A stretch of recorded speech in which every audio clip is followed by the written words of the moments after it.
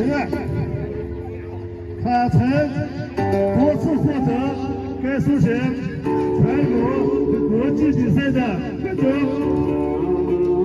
近年来，他受法国、德国、俄罗斯、马来西亚、新西兰等国家的邀请，去传授空背武学。